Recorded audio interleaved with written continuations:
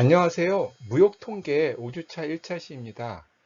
이번 주에는 이제 추석 연휴가 있습니다. 5주차 1차 시는 화요일 날 수업이 예정돼 있기 때문에 여러분들이 예정대로 수업을 들어주시면 되겠고요. 금요일 날 수업이 있는데 금요일 날 수업을 제가 가급적인 미리 만들어 가지고 올리도록 하겠습니다. 여러분들이 추석 연휴를 편안하게 보내시기 위해서 미리 보셔도 좋고, 혹은 나중에 보셔도 좋겠지만, 제가 일단 가급적 미리 만들어 놓겠고요.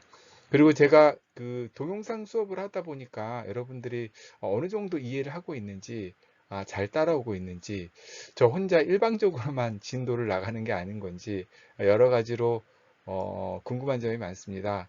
그래서 여러분들이 어느 정도 수업을 따라오고 나면은 저희가 한번 줌을 통해서라도 여러분들하고 한번 직접 의사소통을 실시간으로 할 필요가 있겠다는 생각이 듭니다.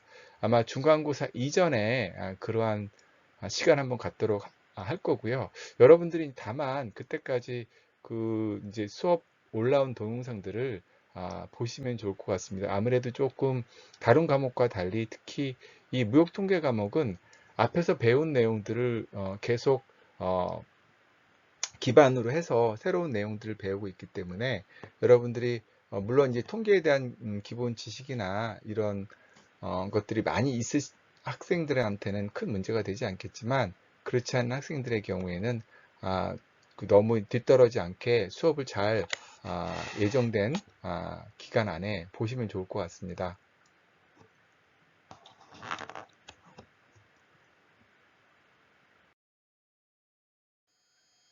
사건의 독립과 종속이라는 내용입니다. 교재 86쪽에 있고요. 우리가 이제 사건 이벤트라고 했죠. 이벤트라는 것이 독립. 우리 독립이라는 말도 잘 알고 종속이라는 말도 잘 알아요. 독립이라는 것은 어떠한 것에 영향을 받지 않는 거고, 종속이라는 것은 어떠한 것에 영향을 받는 것이다. 이렇게 쉽게 생각할 수 있고요. 교재에 있는 내용을 제가 한번 읽어보면은 한 사건의 발생이 다른 사건의 발생 확률에 영향을 주는 경우는 종속이고, 영향을 주지 않는 경우는 독립이라고 할 수 있겠습니다.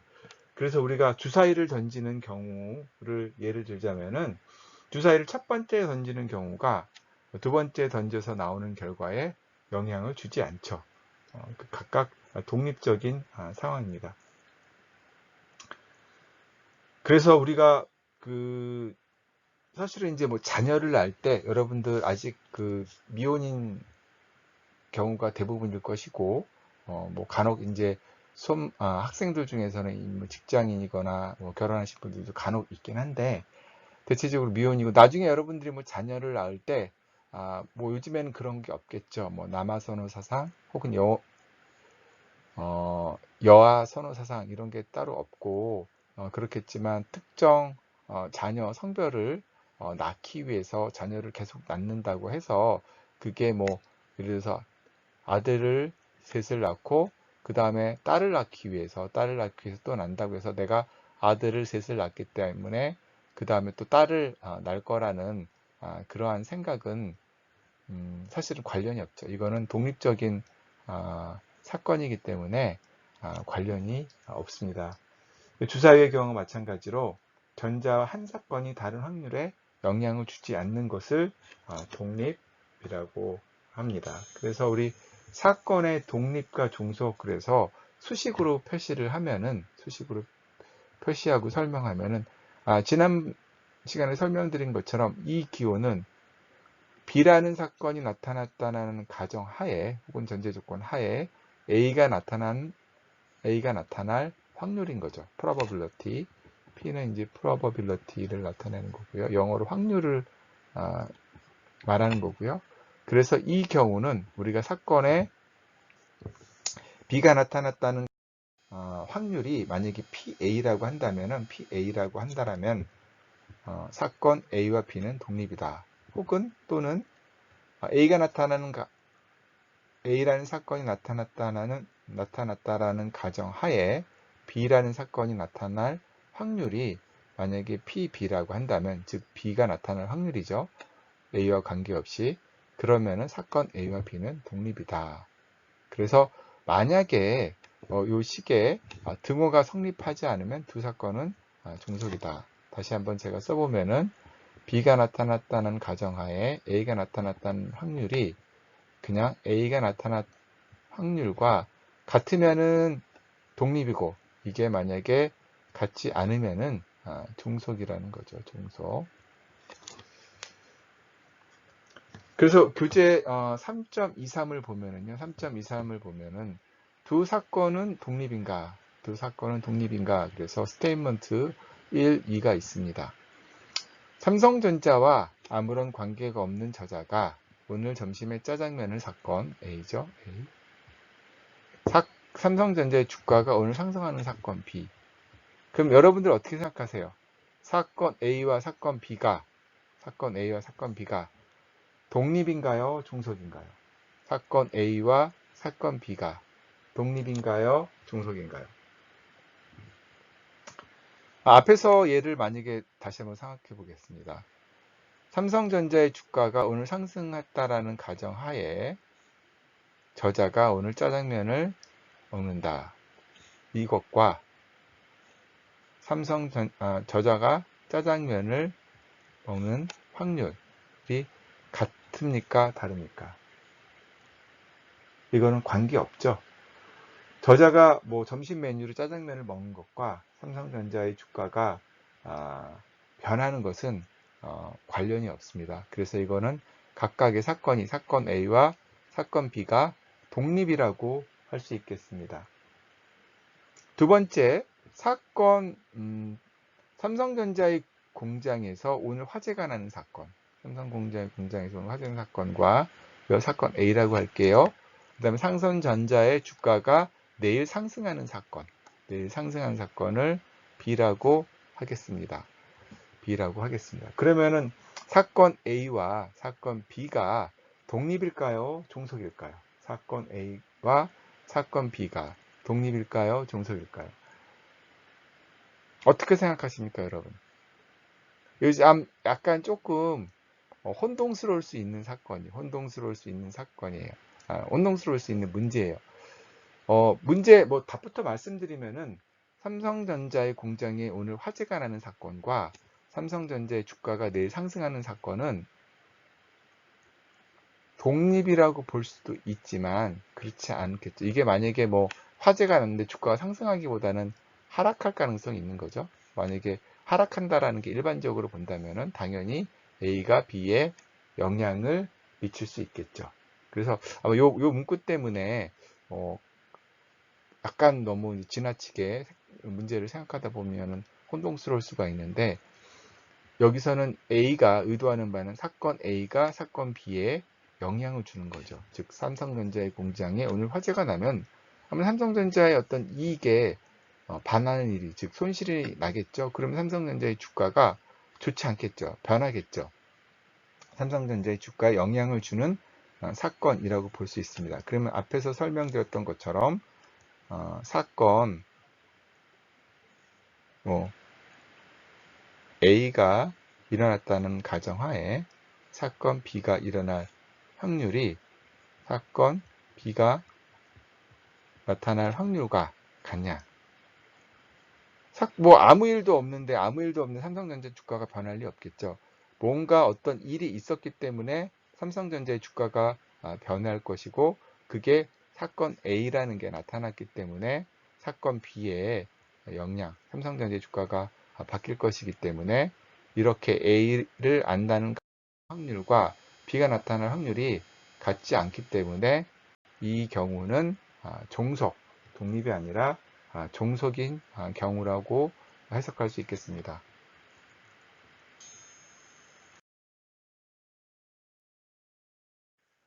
그 다음에 이제 우리 사건의 그 독립과 종속 계속 설명을 드리면요. 다음의 두 조건은 각각 사건 A와 사건 B가 독립이라는 의미이다. 그래서 우리가 아까 설명드렸던 내용이 이제 다시 한번 나와 있고, 약간 이걸 먼저 되어 있었죠. 이게 먼저 되어 있었는데 이제는 PA라는 게 이거와 같다. PB라는 게 사건 A가 나타날 확률과 같다라고 설명을 하고 있고, 또 A와 B의 교집합의 확률, A와 B의 교집합의 확률, A와 B가 동시에 나타날 확률은 PA 곱하기 PB다 라고 하면은 우리가 사건 A와 사건 B가 독립이라고 해석할 수 있겠습니다. 그래서 예제 3.24를 보면은 동전 하나와 주사위를 하나를 던질 때 동전을 던지는 것과 주사위를 던지는 것에 어떤 사건을 본다라고 한다면은요. 동전이 앞면이 나오고 주사위는 3이 나올 확률, 즉 사건 A, 이거를 사건 B라고 할게요. 즉 동전이 앞면이 나오는 것을 사건 A라고, 주사위가 3이 나오는 걸 사건 B라고 할 때 이 두 관계가 일단 독립인지 종속인지 생각해 보시면 어떻습니까?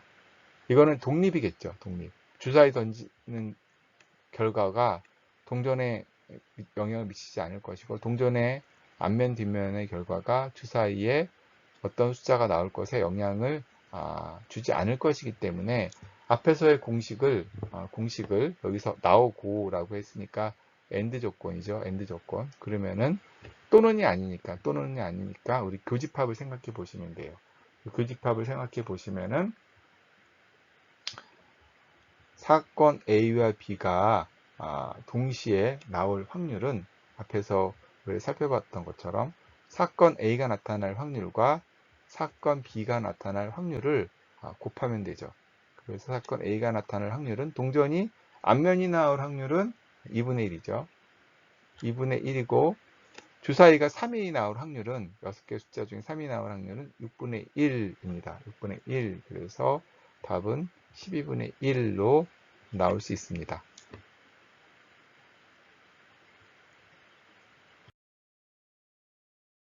우리 예제 3.25를 보겠습니다. 예제 3.25를 보면은 교재 87쪽에 나와 있고요. 교재 87쪽에 나와 있고 앞에서 예제 3.21과 동일한 겁니다. 예제 3.21과 동일한 예제이고요. 그래서 모 대학의 신입생을 조사하니 남학생의 비율이,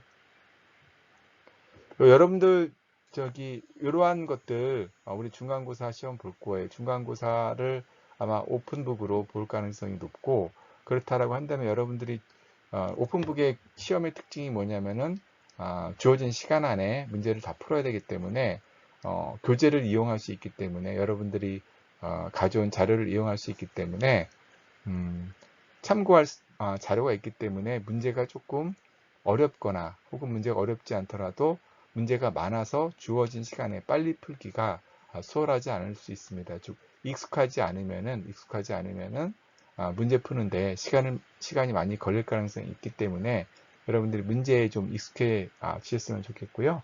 그래서 예제 3.21을 반복해서 공부하는 것도 나쁘진 않을 것 같습니다. 그래서 모 대학의 신입생을 조사하니 남학생의 비율은 60%라고 했고, 수도권 출신자 비율은 40%. 수도권 출신이 뭐 남학생인지 여학생인지는 몰라요. 그렇지만 수도권 출신자 비율이 40%라고 했으니까 당연히 비수도권자 출신은 뭐 60%가 되겠죠. 비수도권자 출신은 60%가 되고, 남학생 비율이 60%라고 한다면은 여학생 비율은 40%가 되겠죠. 문제에서 주어진 게.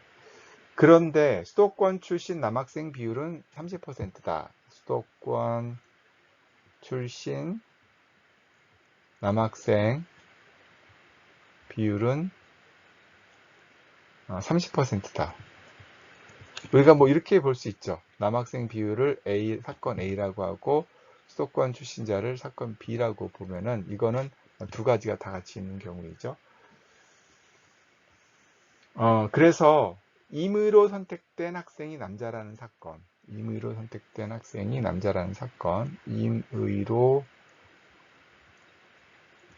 선택된 학생이 남자라는 사건과 임의로 선택된 학생이 수도권 출신이라는 사건. 임의로 선택된 학생이 수도권 출신이라는 사건이 이게 아니죠. 이게 아니고 이게 A라고 하고, 그리고 임의로 선택된 학생이 수도권 출신일 경우를 우리는 B라고 하겠습니다. 그래서 뭐 아까 이러한 상황을 뭐 테이블로 만들 수도 있어요. 테이블로 만들 수도 있고, 그건 여러분들이 교재에 87쪽을 한번 참고해 보시면 되겠고요. 그래서 이 A라는 사건과 B라는 사건이 독립인지 아닌지 판단을 하는 거예요. 임의로 선택된 학생이 남자라는 사건 A와 임의로 선택된 학생이 수도권 출신이라는 사건이 독립인지 아닌지, 아까 우리 앞에서 뭐 독립인지 아닌지를 따지는 부호들을 살펴봤잖아요. 기호를. 그래서 우리가 만약에 P, B, 지금 B가 나타났다는 가정이 수도권 출신 학생이 있다는 가정하에 수도권 출신의 남학생이 나타날 확률을 구하고, 그것이 만약에 P, A랑 만약에 이게 같으면은 독립이죠. 같으면 독립이고, 같지 않으면은 종속이죠. 종속. 독립이 아니에요. 그럼 이 확률 한번 구할 수 있어요. 여러분들, B가 나타났다는 가정하에 A가 나타날 확률, 그리고 A가 나타날 확률을 구해 보겠습니다. 먼저 B가 나타났다는 가정하에 A가 나타날 확률은, 이 확률은 이쪽에서 다시 쓰면은 B가 나타났다는 가정하에 A와 B가 나타날 확률은, B가 나타날 확률은 얼마죠? 60%. 수도권 출신이 나타날 확률은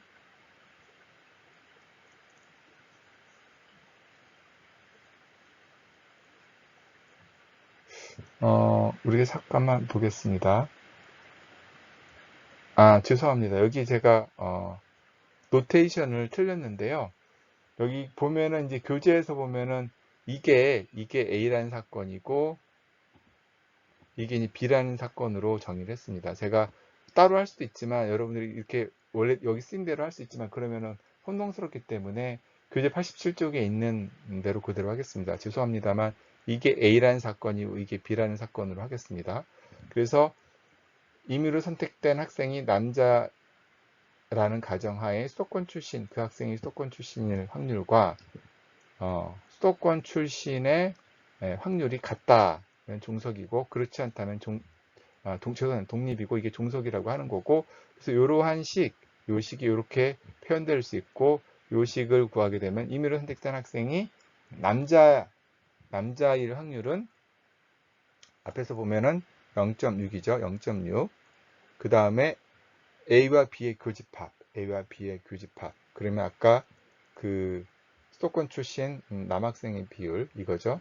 이게 30%, 0.3. 그래서 이게 0.5로 나옵니다. 그러면 만약에 PA는 어떤가요?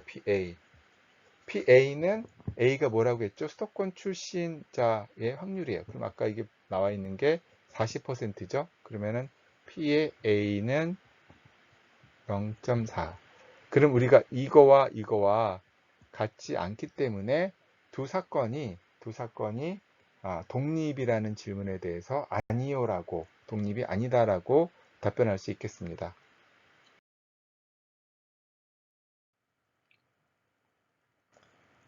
교재 예제 3.26입니다. 교재 87쪽에 있고요. 교재 여전히 87쪽에 있는 예제 3.26을 살펴보겠습니다. 내년도에 석유 가격이 상승할 확률은 60%다. 석유 가격이 상승할 확률은 60%다. 그리고 어떤 후보 정치인이겠죠. XYG라는 후보가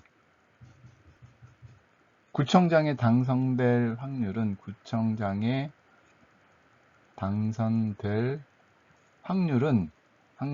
20%라고 합니다.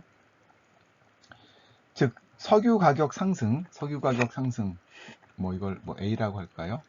그 다음에 구청장 당선이 독립일 사건, 이거를 B라고 할 때 석유 가격이 상승하거나 구청장이 당선될 확률은 얼마인가?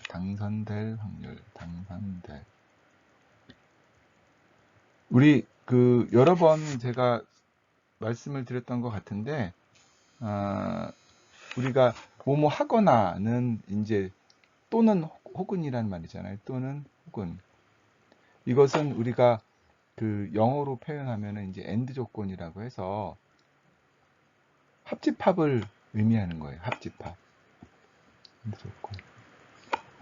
합집합을 의미하는 거고,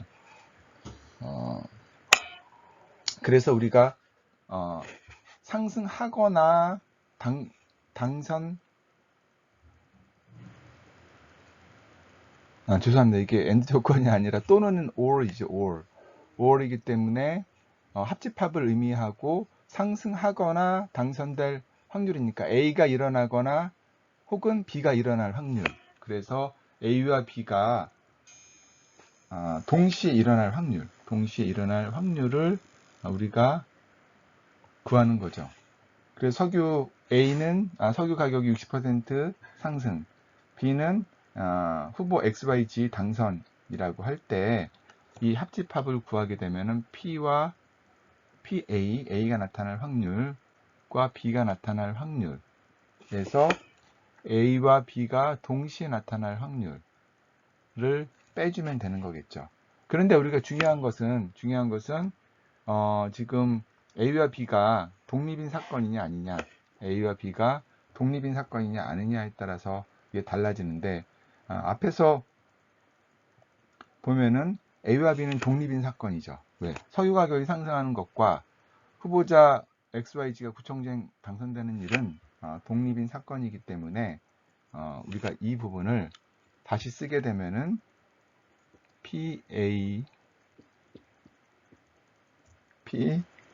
PB라고 쓸 수 있습니다. 이것은 PA가 얼마죠? 아까 60%라고 했죠? 0.6. PB는 0.2. 그래서 우리가 PA가 나타날 확률은 0.6 플러스 PB가 나타날 확률은 0.2. PB가 아니라 B가 나타날 확률은 0.2. 해서 여기서 마이너스 0.12를 빼주는 값이 우리가 구하고자 하는 사건 A가 나타나거나 혹은 사건 B가 나타날 확률을 의미합니다. 여러분들 조금 다소 혼동스러울 수 있어요. 그러니까 이걸 막 성급하게 문제를 다가가서 풀려고 하면은 혼동스러울 수 있으니까 차분하게 생각해보고 스텝 바이 스텝 하나하나 이렇게 단계별로 정리를 해서 적용을 시키면은 어렵지 않을 것 같습니다. 아무래도 이제 이게 익숙하지 않으신 분들 같은 경우에는 익숙해지면은 좀 더 쉽게 문제를 접근해 갈 수 있을 것입니다. 우리 상호 배타적이라는 말 그때 배웠었죠. 상호 배타적이라는 말과 독립이라는 말에 대해서 살펴보도록 하겠습니다. 우리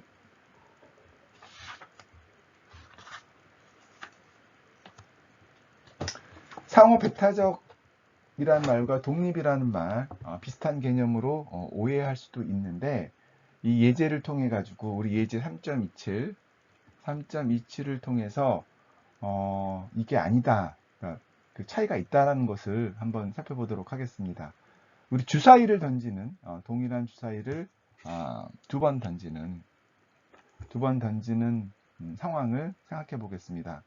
그래서 A를 두 번째 시행에서 4가 관측되는 사건, B를 첫 번째 시행에서 4가 관측되는 사건, 그리고 이 두 사건은 상호 배타적인가 독립인가. 이게 약간 말이 좀 어려워요. 그래서 정리를 해보면은 주사위를 두 번 던지는 사건인데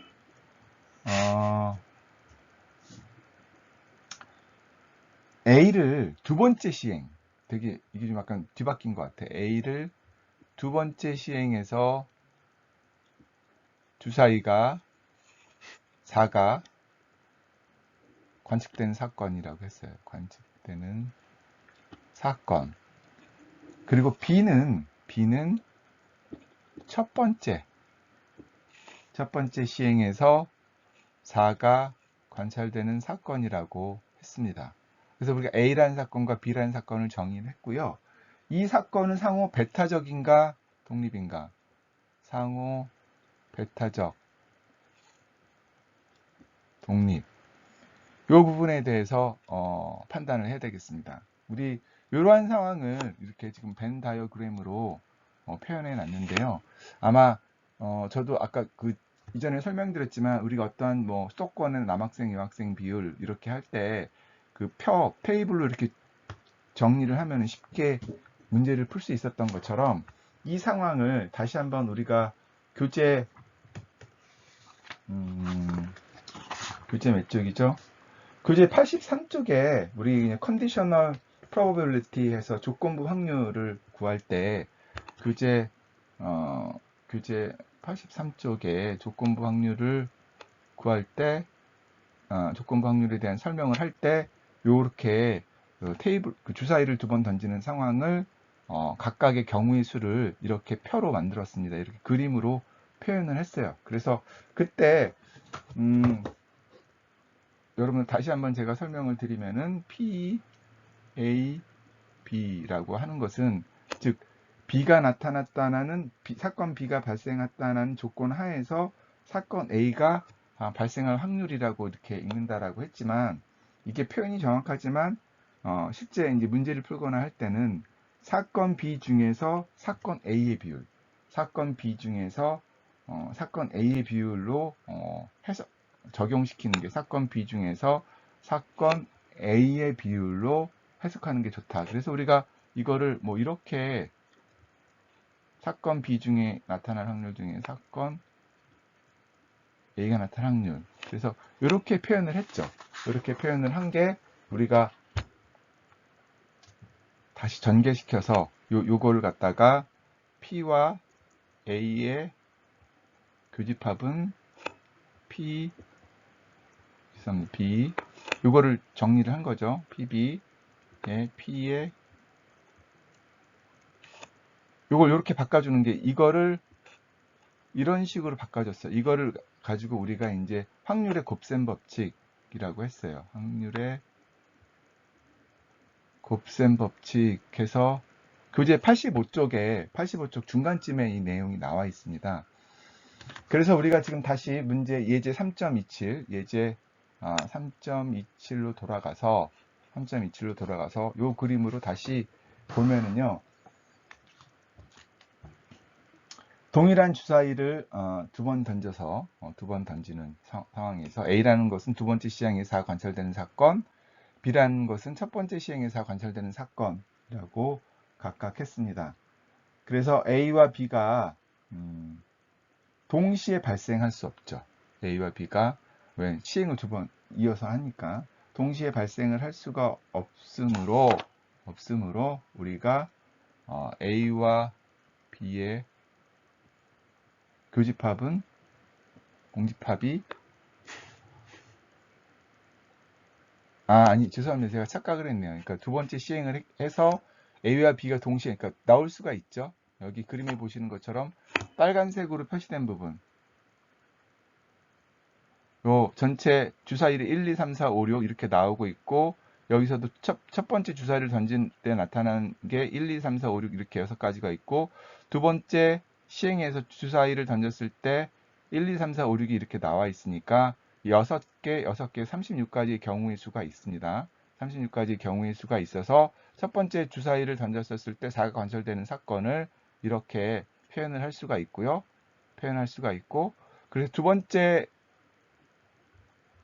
이게 바뀌었습니다. 두 번째 시행 4가 관철되는 사건도 마찬가지로 여기서 너무 성급하게 하다 보니 첫 번째에서 4가 나타나는 경우가 이렇게 그린으로 나타나 있고요. 두 번째 경우가 약간 라이트 오렌지로 이렇게 표현되어 있습니다. 그래서 이 두 개의 교점, 즉 상호 베타적이냐 독립이냐 얘기할 때 사건 A와 사건 B가 동시에 나타나, 이게 시행은 한 번, 두 번 하지만 A와 B가 접하는 점, 4가 두 번 다 나오는 경우가 있냐 없냐라는 판단을 할 때 우리가 그림을 통해서 쉽게 확인할 수 있습니다. 그래서 제가 아까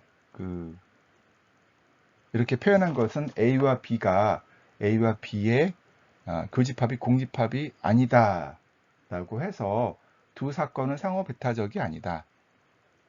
두 사건은 상호 베타적이 아니다. 왜? 이렇게 공집합이 아니기 때문에 그렇습니다. 상호 베타적이 아니라는 것을 확인할 수 있습니다. 그런데 우리가 지금 이거죠, 이건. B가 나타났다는 가정하에 A가 나타날 확률, 즉 B의 확률, 아까 설명드렸던 이 부분이죠. 이거를 이렇게 표현할 수 있는 거잖아요. B가 일단 나타나면은 B는 여기서 보면 이거죠, 녹색으로 나온 것이고, 그다음에 B의 면적에서 빨간 밑금의 면적, 이 교집합의 면적을 표현하는 게 이거라고, B가 나타났다는 가정하에 A가 나타날 조건부 확률에 이렇게 B의 면적에서 빨간 밑금의 면적, B의 면적에서 연두색으로 표시된 B의 면적에서 빨간 밑금의 면적으로 표현할 수 있습니다. 그래서 B의 면적은 6분의 1로 우리가 확인할 수 있고, 빨간 밑금의 면적은 이게 전체가 6 곱하기 6, 그러니까 36분의 1로 이렇게 표현될 수가 있습니다. 그리고 이제 A가 나타날 확률은 전체 면적에서 우리가 그때 다룰 때 이거를 이렇게 표현을 했었잖아요. 전체 표본 집합에서 A가 나타날 확률은 P의 A다라고 조건부 확률을 다룰 때 표현을 했습니다. 암묵적으로 P의 A라는 것은 전체에서 A가 나타날 확률이라고 했기 때문에 여기 전체의 면적은 우리 전체 36이죠. 전체 면적은 이게 1이고 확률이니까 1인 거고, 거기서 A의 면적이라고 하는 것은 A는 사건 A가 나타날 확률은 여기 보면은 이렇게 길게 4가 나타날 확률은 길게 표현될 수 있습니다. 그래서 이거는 36분의 6분의 1로 나타나기 때문에 이렇게 표현될 수가 있습니다. 여러분들 지금 다시 한번 조건부 확률을 쓰게 되면은 이 부분을 해석하는 데 있어서 B라는 사건이 발생했다는 가정하에 A라는 사건 A가 나타날 확률이라고 했지만, 이거는 다시 말하면은 일단 B가 나와야 되고, 확률 A가 B와 교집합의 부분이 나와야 된다라는 부분을 다시 한번 제가 강조하고 싶습니다. 그리고 전확률의 법칙처럼 요거를 요 항으로 이전시켜주면은 요 부분으로만 표현되는 게 우리가 확률의 곱셈 법칙이라고 설명을 드렸습니다.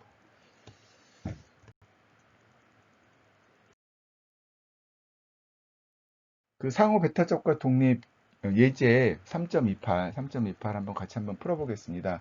교재 88쪽의 내용이고요. 검은색 공 5개, 흰색 공 4개가 들어있는 상자가 있다. 검은색 공 5개, 흰색 공 4개가 들어있는 상자가 있다. 이 상자에서 한 개의 공을 꺼낼 때, 검은색 공이 나올 사건을 B라고 하고, 흰색 공이 나올 사건을 W로 하자. 이게 뭐 블랙, 화이트라고 생각하면 되겠죠. 두 사건은 상호 배타적인가 독립인가 살펴보겠습니다. 우리 이 상황을 그림으로 한번 제가 표현해 보겠습니다. 우리 교재에는 그림이 나와 있습니다. 교재 89쪽에는 그림이 나와 있는데 슬라이드 상에서 준비가 안 돼서 표현을 해보면은 흰 공, 총 9개의 공이 있는데 9개의 공이 있는데 검은색 공이 5개라고 했어요. 블랙을 B라고 표현하고 블랙을 5개라고 하고 흰 공이 4개가 들었습니다. 흰 공이 4개. 이러한 상황에서 한 개의 공을 꺼냈대. 여기서 공을 하나를 꺼내죠. 한 개의 공을 꺼낼 때 검은색 공이 나타날 사건을 B, 흰색 공이 나타날 사건을 W라고 할 때 이 두 사건은 상호 배타적인가? 어때요? 상호 배타적이에요? 아니에요? 우리가 예전에 뭐 이렇게 나눠가지고 봤었을 때 한쪽하고 다른 한쪽 비교할 때 설명드렸던 것처럼 상호 배타적이죠? 겹치는 부분이 없긴 상호 배타적이고 그런데 P의 B가 나타날 확률은 9개 중에 5개죠. 9개 중에 5개. 그리고 흰색 공이 나타났다는 가정하에 B가 나타나는 확률. 그러니까 흰색 공이 꺼내지고 그 다음에 검은색 공이 꺼내지는 것은 0이죠. 0. 0이기 때문에 PB는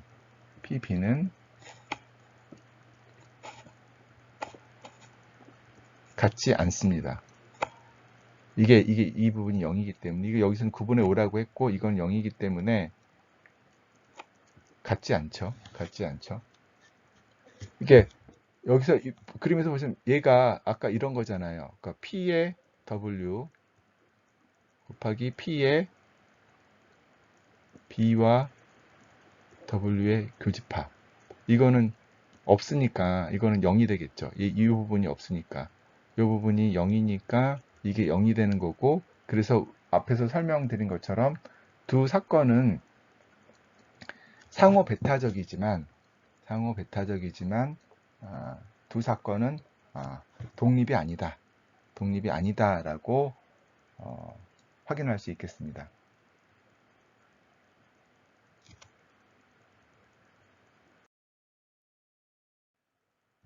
예제 3.29 살펴보겠습니다. 두 사건 A와 B가 상호 배타적이면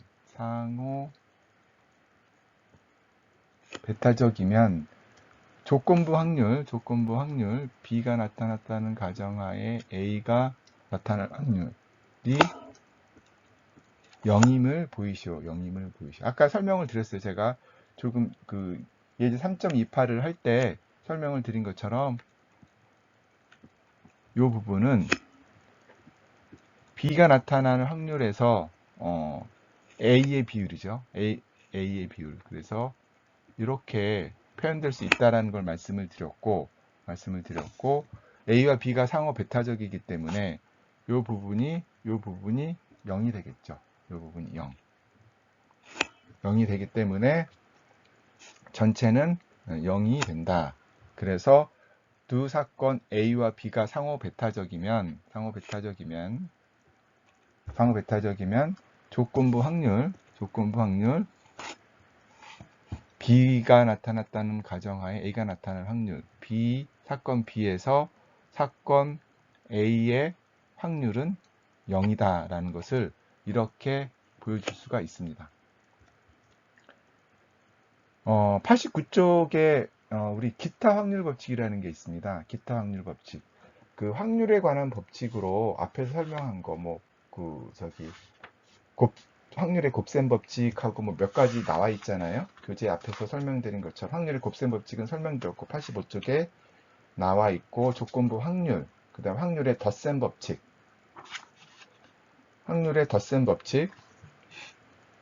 우리 첫 번째 확률의 덧셈 법칙 해가지고 정리를 하면은요, P의 A 더하기 P의 B는 P의 A와 B의 교집합에서 확률의 덧셈 법칙을 설명을 드렸습니다.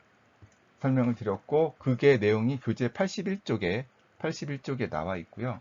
그 다음에 확률의 곱셈 법칙, 제가 아까 계속해서 설명드렸던 확률의 곱셈 법칙은 아까 설명드렸던 것처럼 교재 85쪽에 나와 있고, 확률의 곱셈, 제가 이렇게 자주 쓰는 거는 여러분들이 제가 반복해서 씀으로 인해서 여러분들이 이 내용을 좀 더 친숙하게 계속 할 수 있도록 하기 위해서 제가 쓰는 것입니다. 그러니까 가장 좋은 거는 여러분들이 직접 손으로 종이에다가 써서 문제를 풀어보고 이해하는 게 가장 좋습니다. 이렇게 강의만 보고 하면 그때는 이해 갈지는 모르겠지만, 지나고 나면은 또 계속 혼란스럽고 정확하게 기억이 나지 않을 가능성이 높기 때문에, 여러분들도 제가 이렇게 필기를 하는 것처럼 여러분 직접 손으로 써서 해보는 게 명확하게 이해가 갈 것입니다. 반복해서 강조드리지만 이제 그림도 같이 그려보고 테이블도 만들어보고 그래야지 나중에 중간고사 같은 시험에서 여러분들이 직접 하는데 크게 어려움이 없을 것이라고 생각합니다.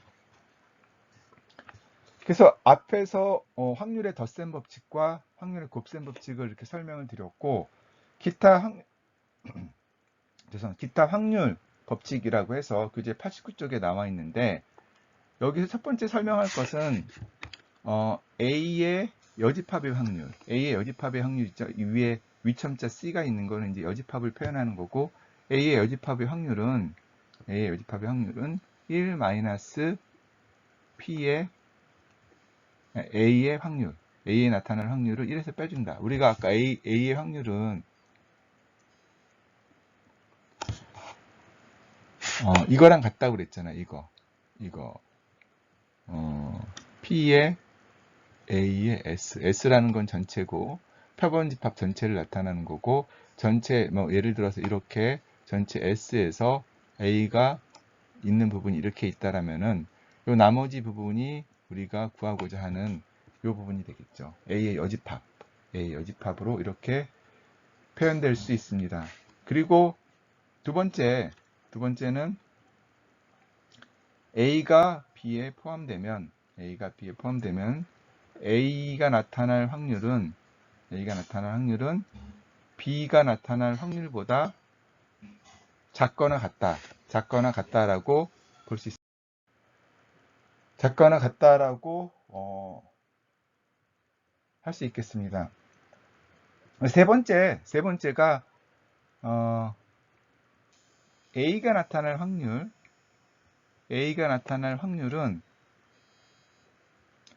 A와 B의 교집합이 나타날 확률, A와 B의 교집합이 나타날 확률에다가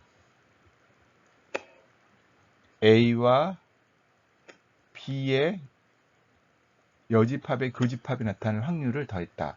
이 부분이 조금 여러분들이 인식하시기에 좀 어려울 수 있습니다. 우리가 이제 이거를 다루는 이유는 뒤에서 다루는 전환율의 법칙, 베이지언, 이거를 설명할 때 필요하기 때문에 이렇게 표현을 했는데, 여러분들이 이런 상황을 쉽게 이해하기 위해서는 가장 좋은 방법은 우리가 그 그림을 그려서 한번 확인해 보는 겁니다. 그림을 그려서. 그래서 교재 89쪽 하단에는 이제 그림이 나와 있는데요. 이 상황을 그림으로 묘사를 그려보면은 먼저 이렇게 A라는 사건이 있고, 그다음에 이렇게 B라는 사건이 있습니다. 그거를 제가 표시를 해보면은요, 이게 사건 A고 이게 사건 B일 때, 요 세 번째 상황을 설명드리면은, 먼저 A와 B의 교집합은 여기죠. 이 부분이고, 검정색으로 표시한 부분이고요.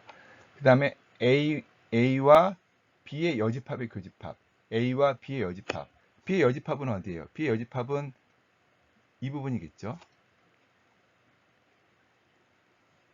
이렇게 표현된 부분, 이렇게 표현된 부분이 B의 여집합이고, 거기와 AY 교집합, AY 교집합은 A 전체는 이건데 이렇게 표현되겠죠. 따라서 A는 A와 B의 교집합의 확률, 이 부분과 여기에 나타날 확률과 A와 B의 여집합의 교집합, 즉 이 부분이 나타날 확률의 합으로 표현될 수 있다는 것이 기타 확률 법칙 세 번째에서 설명드리는 내용입니다. 앞에서 설명드렸지만 이게 뭐 전확률의 법칙 다음에 이어지는 베이지언에서 활용되기 때문에 굳이 A를 이렇게 다소 복잡하게 표현한 이유가 다음 설명에서 나타날 예정입니다.